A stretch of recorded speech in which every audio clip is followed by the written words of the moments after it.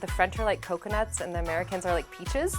I've never heard this one, but I love it. My study abroad experience in Bordeaux, when I went back to California, I was just so sad. I missed France so much. I missed the wine is so much more accessible in France than the US. We'll clip that, we'll say the croissant. Okay, yeah. But do you have any comfort food that would make the Americans jealous?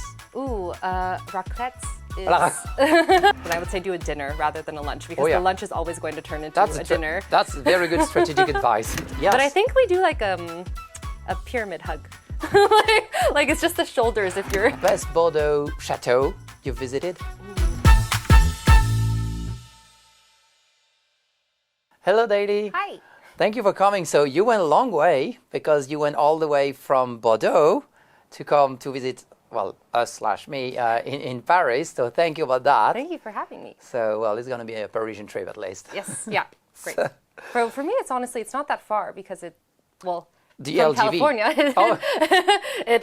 California is so big, and then for it to just take 2 hours to come from Bordeaux to Paris feels The train is very efficient. Yeah. The Bordeaux to Paris train is very efficient. Well, actually, spot on. The first question I wanted to ask you, well, then, you went from California to Bordeaux, which, statistically speaking, usually when I'm speaking to someone from California, they're very interested in the southeast side of France, like, Nice or the Mediterranean side, because it looks like home. So that's the burning question I have for you. Why Bordeaux then? Yeah, I was working at the study abroad office at my university, and I had done a brief trip to Paris when I was 19 with my sister, and I loved it, and I really wanted to go to Paris for my study abroad, but my grades weren't high enough. So I had a classmate who was American French, which I think was cheating, because then his French was like, it was so easy for him, the class. But he told me, like, why would you want to go to Paris? You should go to Bordeaux. That's where all the students are. And honestly, I guess it was like butterfly effect thanks to him. So then I looked into the program and ended up applying to the program in Bordeaux when I was 20. And that was back in 2015, and I just basically never left. Oh, wow. And we were talking about this earlier, and it's true that even in France, we call Bordeaux the Little Paris, because of the... Paris has been mostly shaped by, during Napoleon III, by a guy called the Baron Haussmann. Haussmannian buildings is thanks to him. And we have the same architecture in Bordeaux. So yeah, it's a little Paris as well. Yeah, it was. I had never visited before the study abroad, but then when I got there, I loved it immediately. And walking around Bordeaux, it felt a lot less overwhelming than Paris. So it was still beautiful, but it was easy to... There's like so many areas in Bordeaux where cars aren't allowed, which is really nice. So it was a lot calmer. And I lived with a host family, and then I went back. How long have you been in Bordeaux? Well, the study abroad was in 2015. I went back to California, and then I accelerated my graduation so I could come back to France as fast as possible. So I graduated a few months later, and then I came back to Bordeaux in 2016. So it's almost 9 years in September, yeah. Well, and you survived, so... Yeah. That means Bordeaux is not a jungle. No, it's okay. I can finally speak French, so it took some time, but... But so, well, you mentioned the butterfly effect, which is always kind of a good sign, I'd say. Well, whatever, there's a person involved in the city. But... Well, when did you have that feeling that you'd like to call France home, basically? Because, when you travel, you very often have that butterfly effect. Oh, I did live there or there, but what makes you want to set up your... Yeah, I guess I think a lot of students who do study abroad could relate to this, but after my study abroad experience in Bordeaux, when I went back to California, I was just so sad. I missed France so much, and I missed the coffee there. I missed the wine is so much more accessible in France than the US. Also, I was 20, so I couldn't even drink it. That's a very good reason. Yeah, it was the wine. It was really the wine, the alcohol. But I know I really missed the We'll clip that. We'll say the croissant. Okay, yeah. No, but it was, I really just missed the French way of life. And when I got back to the US, it felt a lot more, I had like reverse culture shock almost. And so I was just trying to plan how I could get back to France. Interesting. So you mentioned the culture shock. What was the most, the cultural shock that you've experienced in France? Say, like, okay, I'm no longer in California. What's so different that in contrast, or what's so polarized that makes you feel that way? When I first arrived, I was hungry all the time because there was no... Now there's more restaurants that are open kind of all throughout the day. But at that time in 2015 in Bordeaux, they had just like the lunch service and the dinner service, Whereas in the US, things are open all Which is day. quite typical, well, nationwide, in France. Oh, in France, where they just are open, for those Yeah, hours. in France. Right. And so I remember I would get hungry at like, I don't know, 3 p.m. and everything was closed. And I couldn't eat until then I went home to my homestay family that had their dinners and everything. So I was just so hungry. But I got used to having to eat during specific times. But that was funny for me too, because then when I was babysitting as well, like in the US, people are just snacking all the time. And then I learned about the Goûter and like how kids only have their snack at this certain time, and then it seems like you outgrow the Goûter when you become an adult, or you don't get it anymore. I like how you put it, because I've never saw it this way. But yes, it's very ritualized indeed, the way the relationship we have with food in general in France. Oh yeah, for sure. And I was surprised too when I would be babysitting kids, because they were like so restrained with their snack. They weren't going through all of the drawers or everything. They had their specific tartine and their yogurt, and that was it. It was like sounds French, sounds like my kidhood. Yeah. Definitely. We're talking about France here. So at some point, I would say eventually, but you probably passed that now, but at some point you've had to deal with the infamous French paperasse, the bureaucracy. Any fun story with that you'd like to share? And well, you shared one. It might be worth sharing. Oh yeah, well, what I was telling you earlier, it was really funny. I got divorced in France like 4 or 5 years ago. Yeah, for those listening, I mean, she said that was the funniest. I think it's really funny. It was a really funny experience looking back.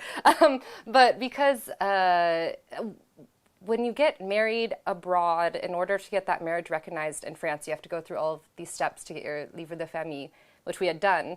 But then in order to get divorced, if you want it recognized in the US, you have to go through like the tribunal, or you have to go through like the court process, or you can do the consentement mutuel. In the US or in France? No, in France. Okay, in order for it to be, because in the US, things aren't as standardized in France, so it like depends on state. Whereas in France, it's all nationalized. And actually, you've just shared a very important pro tip that they should, for those who married and wants to move to France, it's important to get that marriage recognized in France. Like, it's a walk in the park. It's just paperwork, but it needs to be done. No, definitely. Otherwise, it's just not. Yeah, it's not recognized for tax purposes, for visas, for anything. So we had that marriage recognized, but then to get it dissolved, either had to do the court process, which costs a lot of money and can get kind of nasty, or the consentement mutuel.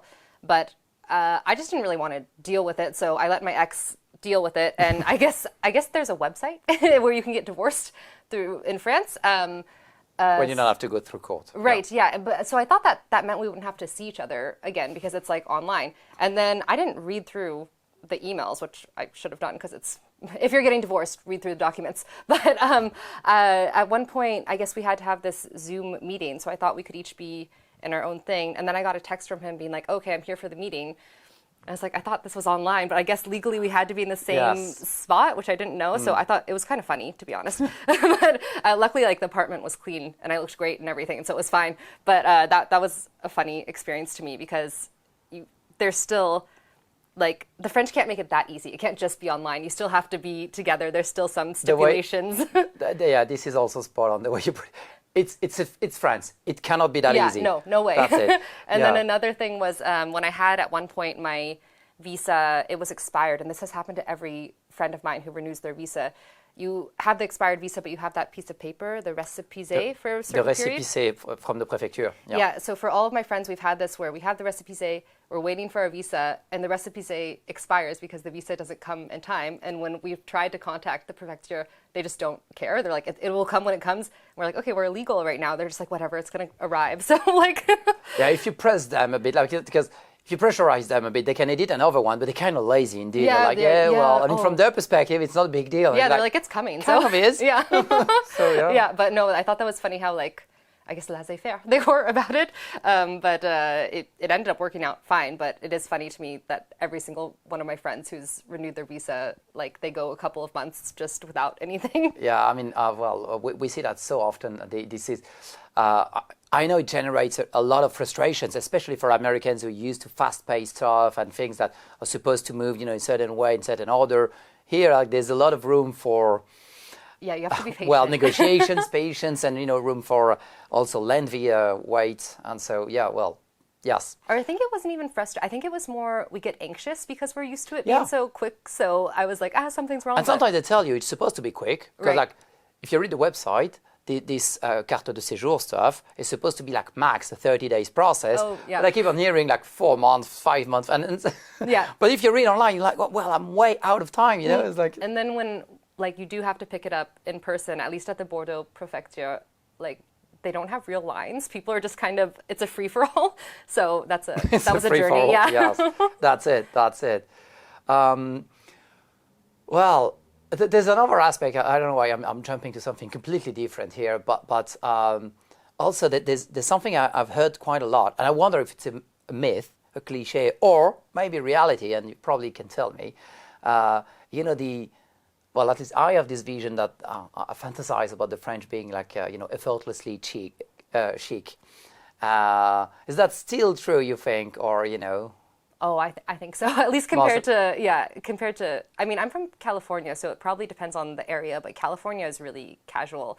And with my now husband, we went to the US, and I think he was in his sweatpants or something, and I was like, okay, we can go out to breakfast. He was like, no, I have to change. I was like, there's going to be people in pajamas when we go to this diner, and he thought I was kidding. I said, no, I'll bet you right now, like there's going to be French, people. said. Yeah, he's Okay, French. yeah. And he always dresses really well. And then we went to this diner, and sure enough, people were in pajamas and flip-flops, and he was like, what's going on?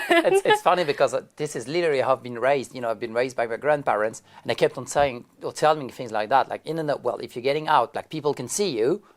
Like you have to have Right. like trouser, a jacket if you're an adult, and so, like you have to dress properly because like people can see you. Right, yeah. There's no like staying in... Even if you're going to walk the long walk, Yeah. I can't be wearing sneakers, for example, because Oh, it's okay, just right. doesn't look good. Yeah, It's like, yeah. Well, maybe then- my feet would hurt, but No, yeah, I feel like I don't stay in my sweats, even if it's the Boulangerie run, which is like a 4-minute walk from my place. so you're turning. I do, but it's more out of shame because I'm just worried that I'll get like, you get more attention, I think, if you're really? dressed Yeah. poorly versus, or I guess it depends on the area too. I think if you're in like the countryside or a more casual area, maybe they don't care as much in France, but in Bordeaux, in the cities, people dress in the cities, pretty well. people dress up. But even like when we're with my husband's family, they don't stay in their pajamas all day for a weekend. It's like maybe for your little coffee, and then they change. And We then... even have a word for that. It's called endimanché. Oh, okay, Have you heard of it? No. It's literally be, if it's a Sunday. Usually, traditionally, people were going to church on a Sunday, so they would be putting their the best clothes on. Oh, Sunday's best, yeah. And so Sunday's best, we have a word for that. Say sans dimanche. Okay, okay, yeah. So they yeah, dress- that's they important dress for well. us. Yes, yeah. So I can see even it. if you no longer go to church, but now I mean, like it's Sunday, so like we're supposed to dress up because it's Sunday. I think too. Also, the French's definition of casual is so different than an American's. I remember when my dad came to visit a few weeks ago, or even when I visit my family in the U.S., they'll be like, "Oh, why are you so dressed up?" And I'm like, "This is my normal now." So. Oh, it's funny because like I would consider my current dress as casual. Oh no, yeah, because it's a polo and so it's not a shirt, for example. Yeah.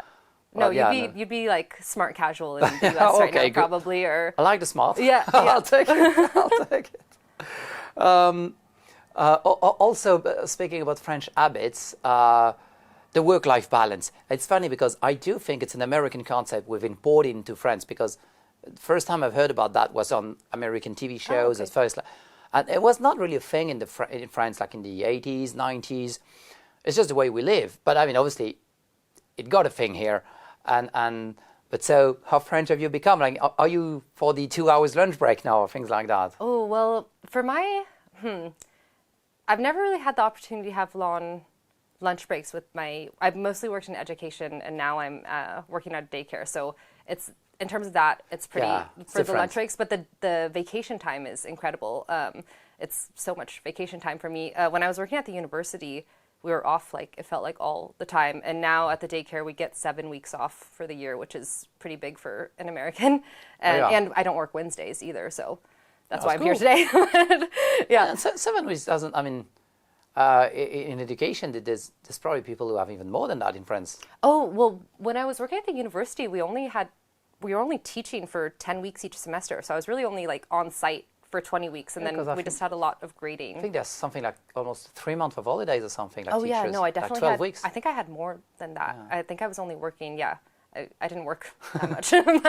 Well, that sounds so typically No, French. but it was. A I think lot of- though, I still feel quite American though, in the sense of when I get an email or text, I feel like I have to reply to it right away. And I guess having those boundaries. I remember one coworker was telling parents like, "Oh yeah, don't call or text me like on a Wednesday or during my holidays or something." Or even for like our group chat with our coworkers, if they're on holiday, like we have to have a separate group chat. And for me, that's really foreign because I would want to know what's going on like with the business, even if I'm away. But it's, I guess it just depends on the person. We even have something, it's called le droit à la déconnexion. It's even a law in France that like protects employees. Like when you're out of the office, you have the right to completely disconnect. Right, yeah. They made it into a law. That's what I'm saying. It's, like, it's so important. so okay, well, there's also one thing that obviously kind of embodies France. This is food. Oh, yeah. I don't know if it's very positive, but do you have any comfort food that would make the Americans jealous? Ooh, raclette is... That's your comfort food? Is that funny? Wait, why? Well, because it's quite a... Well, the raclette... I mean, describe the dish. Wait, I mean, but comfort food means like something heavy. Oh, yes, that's going to be heavy for sure. Well, okay, because Americans, we don't have raclette, but I think it's also like or it probably exists, but the ritual of raclette, I feel like that's like when you know it's winter in France, and then everyone gathers around and you bring your nice wine and you have your cheeses. I like the Morbier for a raclette, but then you're like having your little spatula and it melts, and you have your potatoes and your charcuterie, and that's a really fun thing. And then you spill the once it's completely melted, you spill the cheese on top of the potatoes. And it's so good. And I really like to make tartiflette also. With my brothers, this is also our favorites. Oh yeah. Yeah. Well, we always regret having it afterwards because we're like too full and we're like, okay, I've put on a stone or something.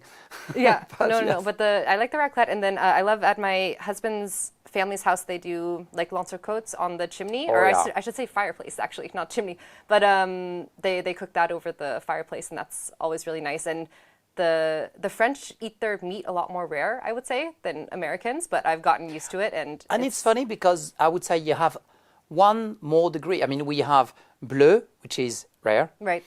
We have saignant, which I think is medium rare, but I mean, it's a bit in between because then we have cuit, and then which is like, I don't know, medium. Yeah, I guess. But then we have à point. Oh, and that's like well done. And that's but because you have, I mean, you have 5. Yeah, you're right. I guess I always get medium. I think I get medium in the U.S., but here I get saignant. Yeah, well, I would say medium rare. Okay, or medium rare. I don't know what I do. It's not a one for one scale, I think. Yeah. That's what I'm saying. Yeah, but I think there are even like eating tartare. I really like tartare. People would even make fun of other people in France who order anything above saignant, which is medium rare. To be honest, I understand it, because if you're spending that much on meat and then you cook it too far, then I feel like you just lose the taste. I mean, I'm on your team. Yeah, okay. But I don't want to make any enemies. Okay.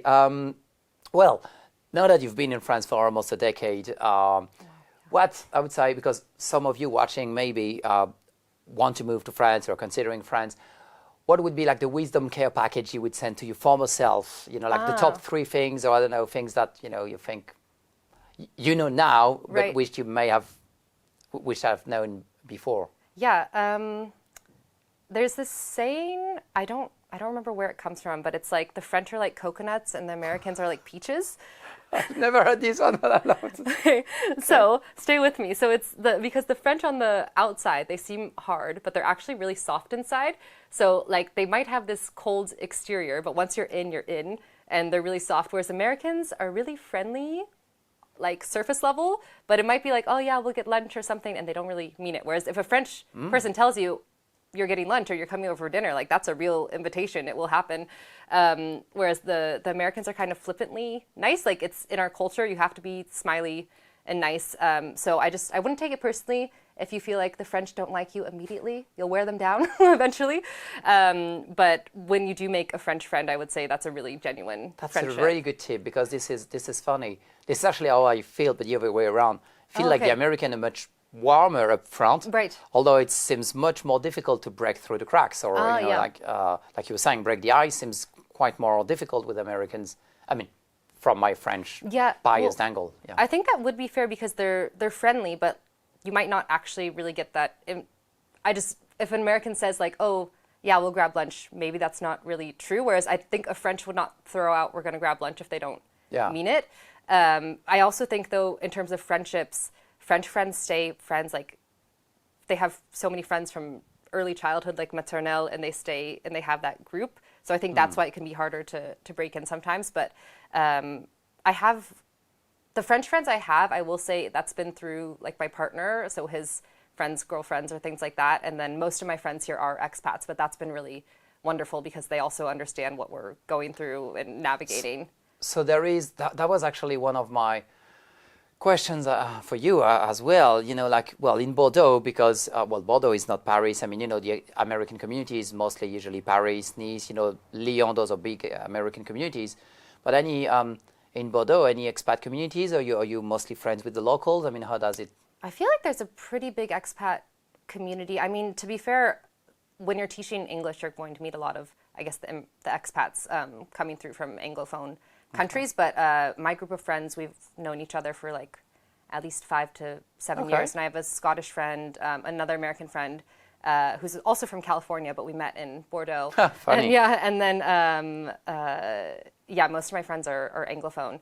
And then we've just navigated, I guess. So you'd say Bordeaux has a decent, like, expat community? Oh, yeah. No, definitely. And then my coworker also, she's British American, and she's one of my best friends British now, too. American? Yeah, so it's funny because she actually has a very American accent, but her, like, culturally, she's really British because she grew up in international schools. But her and her husband's American, French, and so we have a lot of a big expat community. But when we're going out, we're like the obnoxious group speaking in English at the pub or something. And then I feel really lucky to know my husband's friends because they're just like the sweetest boys ever, and they have the best partners too. And I love French meals because you'll go over like for lunch, and at 12 o'clock you're there until like 1 a.m. So could take forever. Could take the whole day. Oh no, it does. And then it turns into an apéro and then dinner again. So at that point, it's just, if you don't want to host for that long, then I would say do a dinner rather than a lunch, because the lunch is always going to turn into a dinner. That's very good strategic advice. Yeah, and then a dinner, you're probably going to be hosting until at least like 1 a.m. Okay, I have one question. This one is going to be difficult. Finish this sentence. Life in France has taught me. Oh, food is more than food. Never heard this one. It is so spot on. This cannot be more accurate. Indeed. I mean, we talk about food before. We talk during, after. And the thing, like, what are we going to have next time? And you guys are so honest about if you like it or not, too, which is really different because, for example, in the U.S., if you go over to someone's for dinner, even if it's good or bad, you're going to say it's great because they've cooked for you. And I remember having one of my friends, my husband's friend is a chef, and I made him dumplings. And I like to use a lot of ginger, and he ate it and he was like, this isn't really balanced. Like there's a lot of ginger, but like I didn't take it badly, but it's just like they're really analyzing the food oh, okay. And I like to like the amount of thought that goes into a dish, or for the French too, I think it's really important the quality of the food. Like it is. You're going to the marché, you have your favorite butcher. We're proud of that. I mean, when this is like fresh food product, and we're proud to say, okay, it's from my garden, or it's from this. Yeah. No, and it's something I've become really attached to, and I really like it. But it's true. It is funny. It's you're talking about the food before, during, and then after you're planning your next meal, and that's funny, and it also makes me realize it's very interesting what you're saying, because the way you see things, in a way, is very polarized. Like, for example, yes, the French are a bit more brutally honest, I would say, up front. Although, again, if you can break the ice, they're going to be super friendly very quickly. But they're still going to be honest. Yeah, though, you get this which honesty. is a cultural shock with the US, because very often you have a culture of service. Oh, right. Like, you like to be very... it's not always sincere. Very nice with people. I mean, customer is king. And actually, this is a sentence I've heard. I love this one. I've heard this. Some guy was saying, it's complaining to a Frenchman, customer is king in English. And so basically claiming he was right because he's the customer. He was saying to the salesman, customer is king. So Oh, and this was in France? This was in France. Okay. And then the Frenchman responded, but in France we behave we behead the kings. Yeah, exactly. And I was so French, Yeah. you know, like, yeah, okay, well, and it sums up the kind of relationship, but also the other way around. Although Americans are more friendlier, and you know, you'll make sure like you'll round the angles basically and stuff, so that you know you're more pleasant and less blunt and upfront. But from a French perspective, actually, it may come across as quite upfront or quite forward. Because of the English language and the way the language is structured, like very often you'll get to the point, just meaning like you don't beat around the bush. And I remember as a Frenchman, actually both in the UK and the US, at first I thought Americans or Brits, you know, were rude because you were just going, you know, like you wanted to say this, so you'd go to that. Yeah. And for me, it was very forward. I was like, whoa.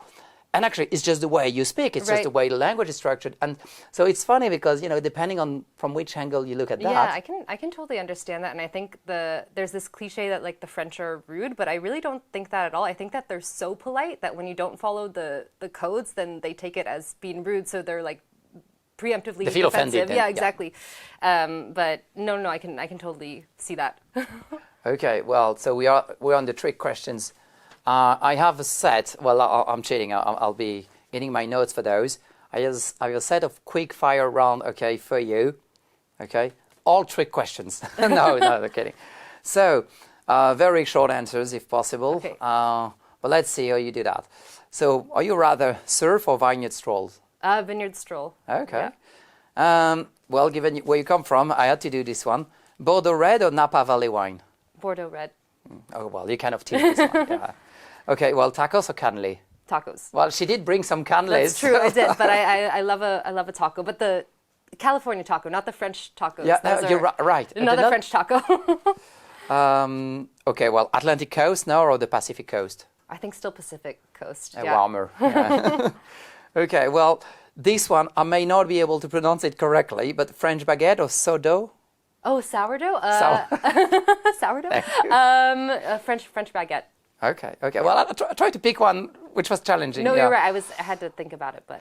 Oh well, this one, best Bordeaux chateau you visited, or you like maybe well either. I would, if someone listening is trying to go visit to a Bordeaux chateau, I would recommend going to the La Tour Martillac. Oh. Okay. They do a really nice tour, and then just a few minute drive nearby is the Source de Daley. So then you can go there for lunch and walk around, and it's really beautiful. And they have a vineyard there as well. And for those watching, we'll try to get that right in the subtitles, so enable the captions. But otherwise, the Porte Ouverte is really cool, and you can visit so many. But I think La Tour free Martillac walks. is my favorite. The Porte Ouverte is you can visit for free basically castles. That's nice.